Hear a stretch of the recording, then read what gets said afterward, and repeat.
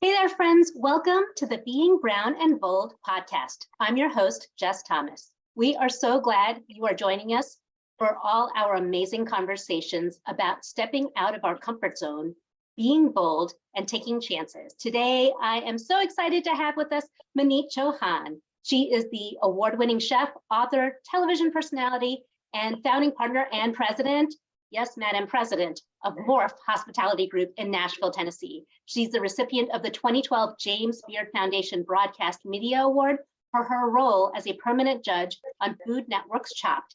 In addition to judging roles on Food Network, Maneet also has competed at the highest levels and was the 2021 winner of Guy Fieri's Tournament of Champions. You can see her belt. Just go to Nashville. And the cool thing about that is she was able to donate over $40,000 to help different restaurants survive the pandemic. She is also the author of 2 cookbooks, Flavors of My World, and her most recent is Chaat, the best recipes from the kitchens, markets, and railways of India. And when she's not in the kitchen or traveling, Chef Chauhan can be found at home in Tennessee with her husband Vivek, Diora, their daughter Shagun, and their son Karma. So I am so glad you're here, Maneet. Thank you for being on the podcast. Thank you so much. Excited to be here. So tell us a little bit about yourself. What does it mean to be Maneet Chauhan? Ooh,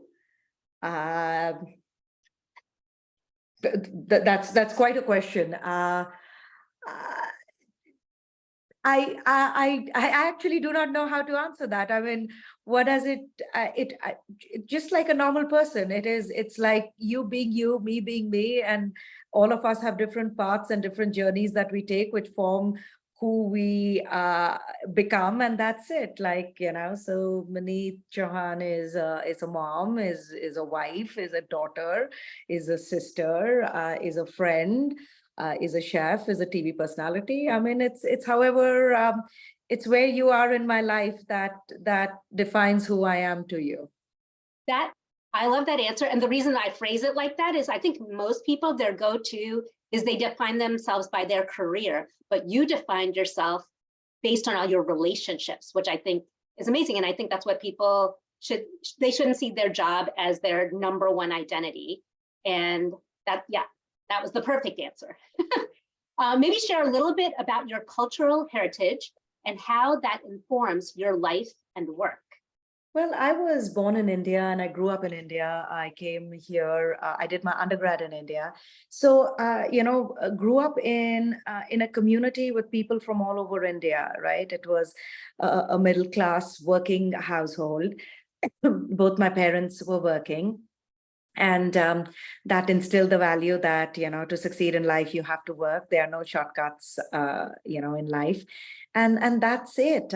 So very proud of this Indian heritage that I have. I flaunt it in the clothes that I wear, the earrings that I wear, in this accent that I have, in the Bollywood movies that I see, in the food that I cook. And I think that's what it is. So it's to me, the journey has always been important of where I have come from, because that's where my roots are. And where I have reached, because that's where my branches are. So it's all a part of the same person. That's awesome. Yeah. And tell us, one of the things that I like to talk about in the broadcast is how do you pronounce your name? Because I think that's very important that people know how to pronounce our names. So how do you pronounce your name? Maneet Chauhan. Which I got wrong for like the first couple of years. And now I can't actually remember how I pronounced it wrong. But yes, now I know that I got it right. When you were little, what did you imagine your life would be like as an adult? Like, what do you think I was always fascinated with baking and pastries. So I remember when I did my undergrad, I did a thesis on a business plan on opening a bakery, and the name of the bakery would be MYM, Miss You Mom. So just to have, the flavors. So yeah, so that's what I thought, that I would, I would be a big pastry chef, make pastries, and stay in the pastry world. And then I went over to the dark side. So when it came to your career, did you have any difficulties in choosing a vocational path? Not really. This is what I always wanted to do. Like, hotel management, cooking, that was basically always the path. So did you feel when you were growing up, maybe you did not fit in because your dreams were different than your classmates or maybe what your family expected?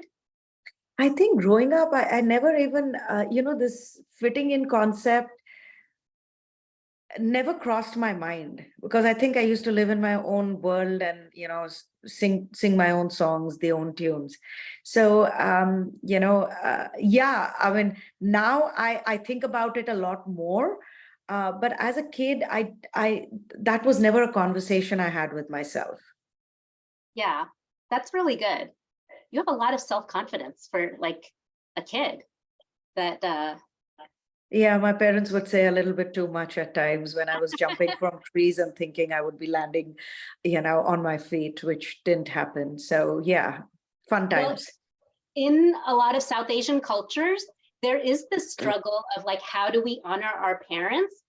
Because often our family or even extended family, in fact, it's like, that one auntie that talks. So like, what was it like for you? Did you feel like there was a struggle in honoring your parents versus driving towards whatever dreams you had for your future? I think I still struggle with that, right? Because you're constantly thinking of, how you see everything that's been done for you. So you constantly. I think I don't think that is something that should ever stop because it pushes you to be a more excellent version of yourself. So I don't think that is something that should ever stop, Mhm. right? Because these are your parents, so that's you need to do what you need to do. Yeah, there is that rub, which I think is one of the assets of being South Asian, is that we put that priority on our family. So yeah, I'm 51 and I still think about how should I approach my parents with this? Or, when in Western culture, like, what, you're an adult. Like, I'm like, I am an adult, but I'm still their child, right? Yeah, true. Absolutely. So in this journey, you like made this bold move to leave India to come to the States. And I think I'd heard somewhere that your sister was already in the US by that point.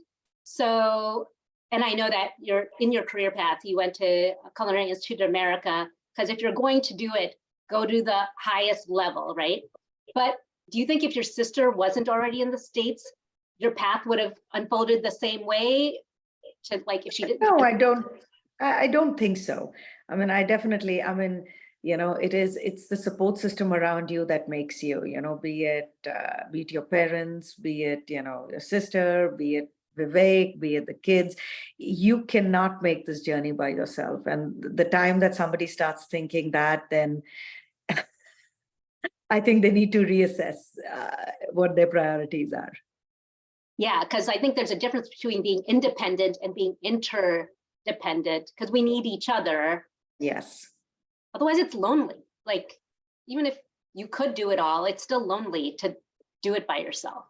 Agreed. Absolutely.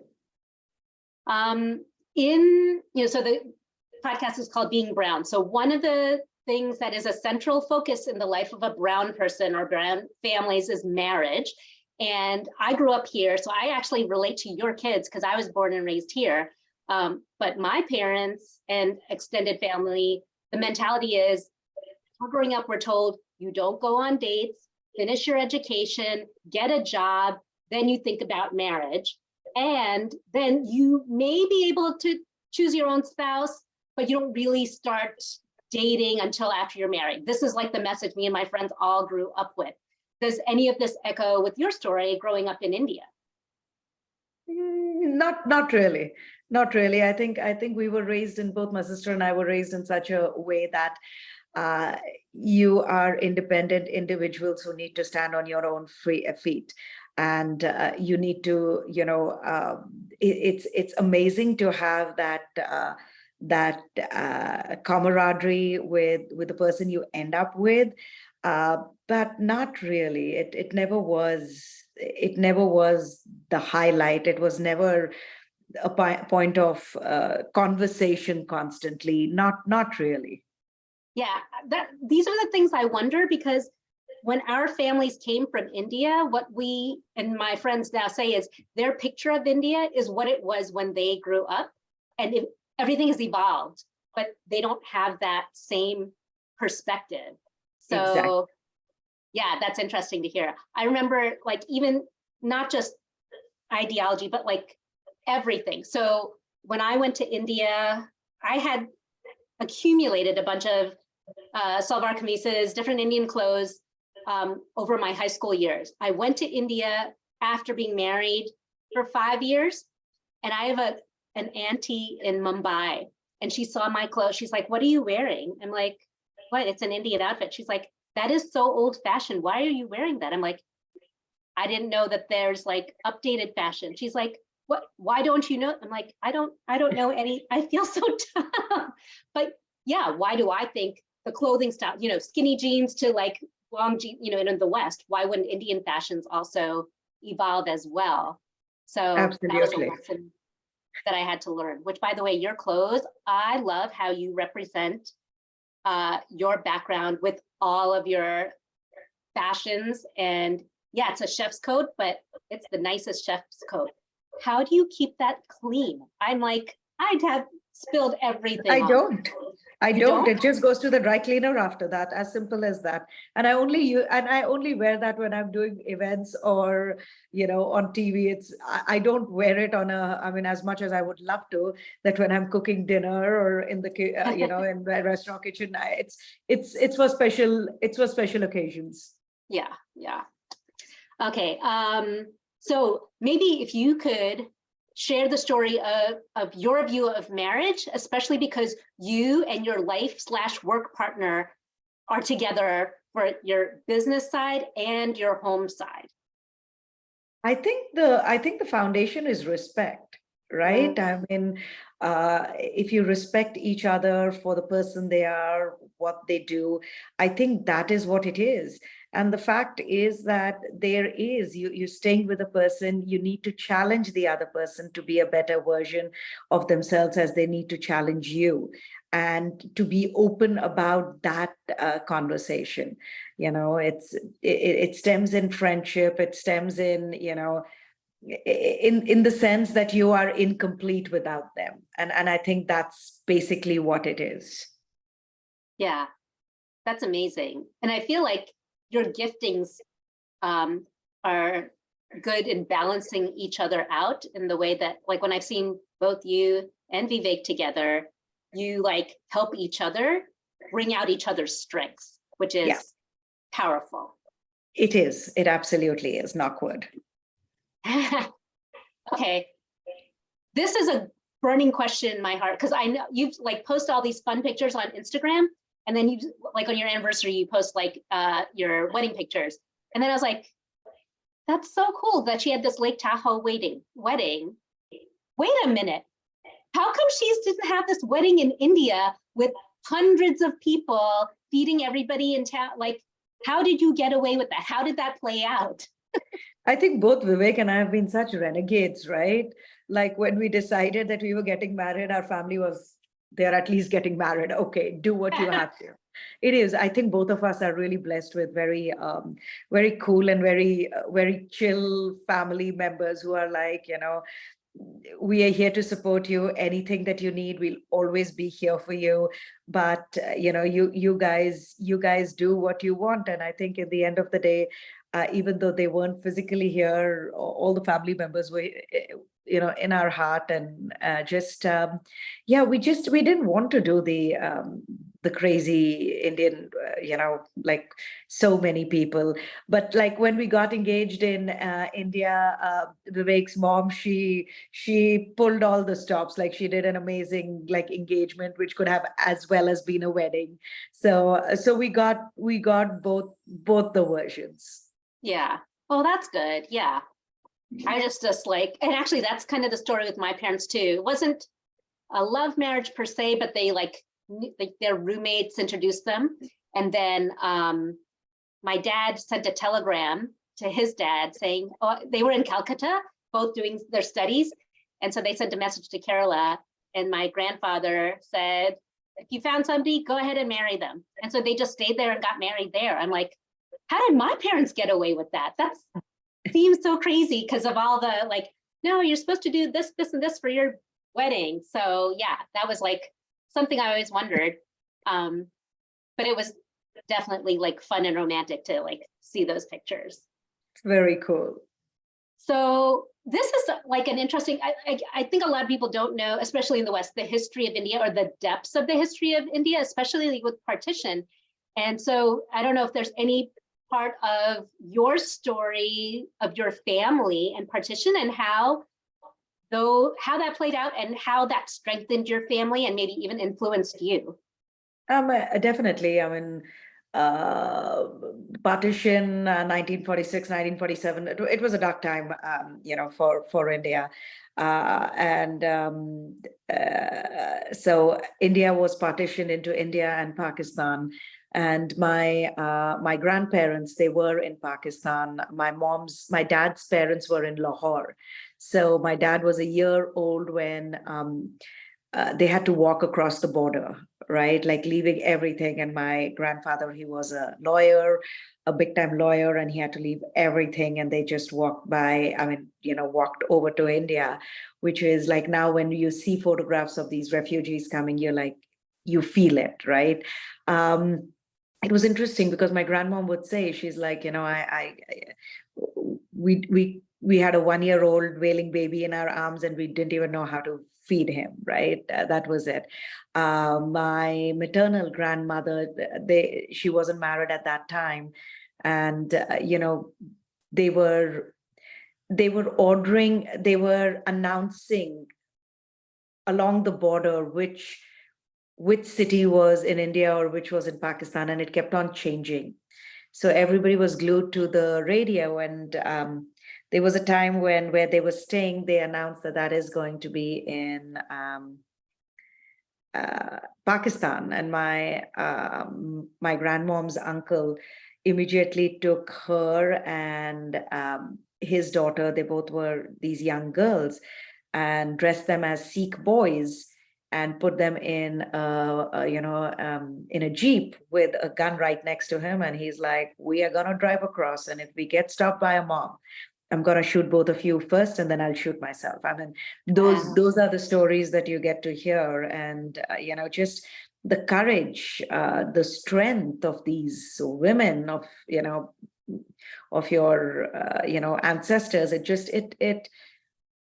It just constantly reminds you that if they went through that, you can go through anything. Yeah. Wow. That's so hard to hear that, like, that's what your family members had gone through. Yeah. And because we were all the way in Kerala, it feels so far removed. So I didn't hear any of these stories until much later reading in history. I'm like, oh my word, that's what happened.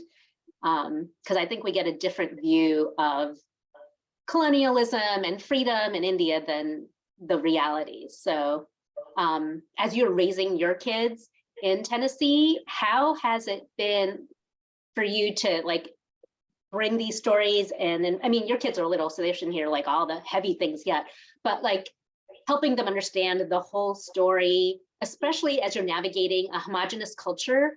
For example, like my kids, they grew up in rural Tennessee, and they really yearned for Indian friends or brown friends, anybody that looked like them. And we made this hard choice to live in rural Tennessee, not having a Desi community, which is one of the deficits.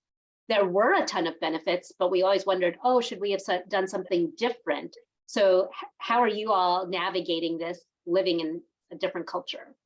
I think that the first thing that I do is I don't overthink it, right? Let them be them. And I have noticed that the more you try to shove something down somebody's throat, the more they will be averse to it, right? I mean, it's like Vivek and I, we do our thing. Like we have our Bollywood movies, we see our Bollywood things. The kids sometimes come and sit with us, when we go to India, when our parents are visiting. So there is, I mean, the food is always Indian because that's what I cook. Maybe once in a while, I'm making pasta, etc., and then I still sneak some garam masala in it. But but I think that it is something, you know, and I'm sure that you're noticing that also. The older the kids get, the more they'll yearn to figure out their path, right? Mhm. I cannot expect them, I mean, I cannot expect them to be total desis because they're not, right? Right. They're American, they're born over here. But I constantly through, I mean, that's why the clothes that I wear or the jewelry that this thing, I want them to be proud of what their heritage is, because that's a very rich heritage.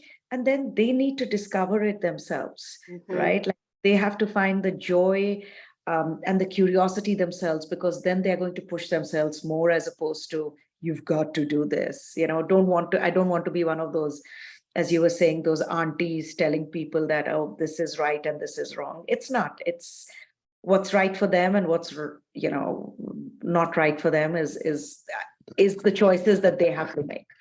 Right, right. Yeah. No, that's really wise. And I love how when you're with your kids, especially your daughter, how much she loves, I mean, obviously she loves you, but everything you're bringing with the culture and the food. And I'm like, oh, they're doing it right. Because if your kids like you, in addition to loving you, you're winning. So, It's so funny. The other day we were I just picked her up and it was raining outside. And I said, okay. She's like, I'm so hungry. I said, okay, what do you want to eat once we go home? She's like, chai and kachori. And I stopped and I turned to her. I'm like, oh my God, I'm raising a Desi kid. But that's amazing. Like we go to the Indian store and she's like, can I get some kachara? Kachara is, garbage, like, which is like, all of the chips and the kurkuras and all of that. Right. So it's, I think just let them be, as long as you can give them the right direction and teach them what is right and wrong. and you balance it out because you definitely have ice cream around as well. Yeah. So between all the crunchy stuff and the ice cream, you've got everything there. Oh, they get fresh rotis and vegetables and dal every day, nothing else. So Yeah, that's what it is. good for them. Good for you. So people look at you and think, wow, she has it all together. Because we show the highlights reel, right? Of On the course. Instagram. But we know the reality. No one is perfect. What is like one area of your life that you're currently working on to get better? Learning how to say no. Ah, yeah. Thank you for not saying no to me, but you should learn to say no. Because do you have FOMO? Because that's what I have. I want to do No, everything. I don't have FOMO. It's just that I feel I know it's not easy for people to ask. So if they have taken the strength to ask, then it is my responsibility to say yes. And that's Mm, basically it. And at times I do compromise, my sanity and my health in that process. But then I also am like, as long as I can do it, I'll do it.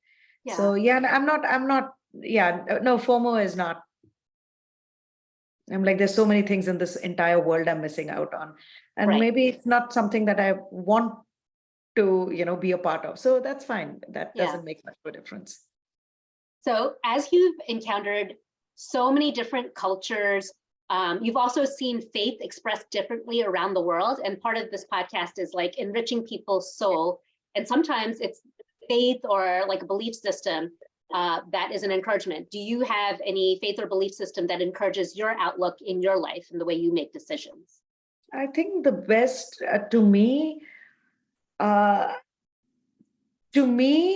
there's so many people who talk to me about faith and about, spirituality and about religion and stuff. And to me, the biggest thing is like, none of them make any sense if you're not a nice person, Yes, right? yes, You can be, at the church or the temple the whole day, but in the end of the day, if you come and hurt the people around you, you know, I don't have words for that. So to right. me, that's what it is. In the end of the day, I think it's being a nice person, and a nice person is also, it's open for interpretation, right? Like, you're like, oh, I'm being a nice person, but you're hurting people in the process. And that's, and to me, I think that is what the world needs a little bit more of, a little bit more patience, a little bit more empathy, uh, Mhm. and a little bit more willingness to listen to the other part of the conversation as opposed to saying it's my way or the highway. Yeah, exactly, exactly. I'm from Kerala, and we have a lot of churches, Christian churches in that area. So that's how I grew up. But it wasn't until later that I was learning, why do we follow this? Like in India, how many religions and faiths and ways of doing things are there? And so then I was like, if I say that I am this, it's not because my parents took me to church. It's because I actually want to live out something. And so for us, it was Jesus. Jesus only loved people. He loved the people nobody else wanted to love. He took care of the poor. And so in this day and age, if I hear, oh yeah, I'm Christian, but you don't do that stuff, no, you're not. Like, no, you're not. So I feel like if you subscribe to anything, do the loving, because that's what's most important. That's what we should be doing. Otherwise, what's the point? Because if you don't look, go back to your hole. Agreed, absolutely. Okay, so you started out as a pastry chef, or that was your desire in your training. And if you knew today everything would work out perfectly, you don't have to worry about logistics and money and blah, blah, blah, could you see yourself doing anything with that in your life, whether it's a baking show or an actual bakery or anything like that? I think I've reached that stage where I just, I look at the opportunities that are in front of me and how to amplify them. I mean, there is a saying in Hindi which is "Khayali palau," means you're making a palau in your mind, right? And then you're living over there, right? But that is not a real place. You're living over here. So might as well make the best of whatever comes in front of you and enjoy each and every moment of it. So I do not spend time thinking about the what ifs, Mm-hmm. right? Because there's so much in front of you. I'll, I'll waste my energy on what hasn't happened or what will not happen and not enjoy what is happening. Yeah, living in the moment, Yeah, because we know what's happening today. We don't know what's happening tomorrow. exactly. Um, what is something that is stereotypical of your culture or background that is actually true? The head shake, the Bollywood music, curry is pungent.